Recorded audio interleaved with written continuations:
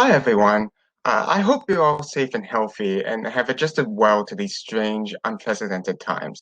Today, I'd like to discuss something that doesn't sit right with me, besides the coronavirus outbreak. Young people, particularly those between the ages of 18 and 24, make up our largest voting bloc. So naturally, they make up the majority rule in our elections, right? Well, disturbingly enough, we actually turn out at the lowest rate of any age group, according to the United States Elections Project's voter turnout demographics. We're all members of this voting bloc that's turning out at criminally low rates. So it's imperative that we reverse this trend and establish a routine of civic engagement immediately. I've had this nerdy enthusiasm for civic engagement dating back to sixth grade when I handed out sheets to my classmates listing every major presidential candidate. As a member of UConn, I've also registered students to vote on campus for the last couple of years. I guess some things just don't change, much like the importance of voting in our elections. Youth civic engagement has been hampered by restrictive policies, misinformation, and a general lack of amenities and services. My ultimate goal is to discuss ways to strengthen our democracy so that we all can perform our civic duty. Before we go out and vote, we must ensure we're able to do so. Unfortunately, this might not be the case for all of us because restrictive voter ID legislation has suppressed our voting rights.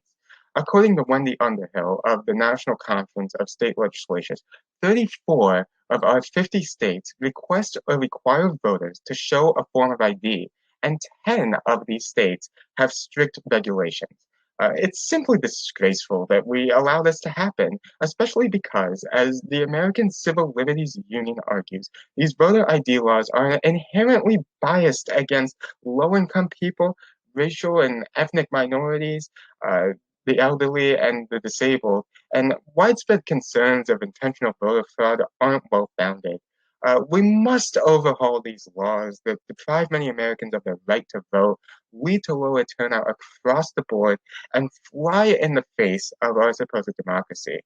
Once we ensure our ability, time to look into the people up for a vote. But it can be difficult to conduct our due research effectively. After all, we're not well informed about our political candidates and their policy stances on critical issues.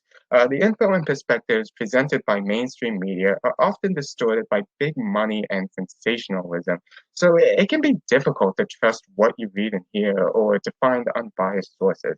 That's why we should follow the League of Women Voters seven-step process of judging a candidate, which is to decide what you're looking for in a candidate, find out about the candidates, gather materials about the candidates, evaluate candidates' stands on issues, learn about the candidates' leadership abilities, learn how other people view the candidates, and sort it all out while seeing through distortion techniques.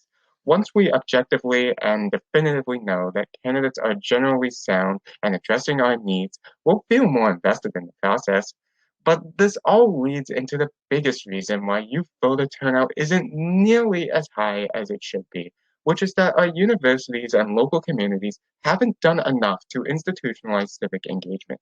For example, why not increase the number of polling locations on college campuses and nationwide? What about providing people public transportation to the polls and making election day a national holiday? Where are the educational materials for voters?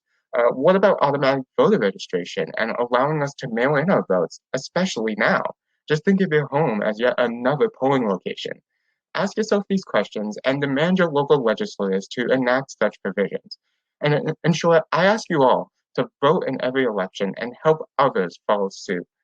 Ultimately, we must demand better of society and instill an environment that motivates us all to fulfill our civic duty. Again, we can't allow restrictive policies, misinformation, and a general lack of services and amenities to obstruct our ability to engage in democracy. Remember that your vote is your voice. So let's go make our voices heard. And then when we outpace our elders in voter turnout, we can cry out, okay, boomer, in the most empowering way imaginable. Thanks for listening.